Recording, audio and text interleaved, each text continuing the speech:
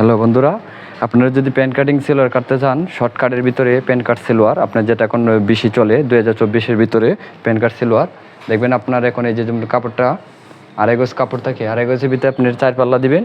4 পাল্লা দেওয়ার পরে আপনার 4টা ভাঙা দিবেন। দেওয়ার পরে আপনার জাস্ট হলো এই উপরে হলো আপনার 2 ইঞ্চি কাপড় বাড়তি রাখবেন। 2 ইঞ্চি বাড়তি রাখার পরে আপনার হাইটা নামাবেন 16 ইঞ্চি। আর সেলোয়ারের লম্বাটা হলো আপনি যে যতটুকু দেন আর কি।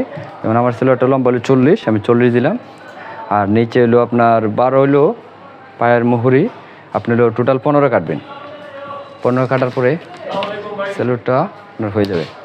শর্টকাটের ভিতরে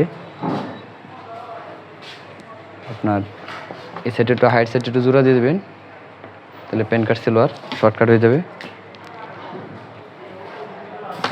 এই সেটটা দিলে আপনার শর্টকাটের ভিতরে হয়ে যাবে। আপনার কাটিং করে নিলেন, 1 ইঞ্চি বাড়তি রাখলেন কাপড়টার ভিতরে। তারপর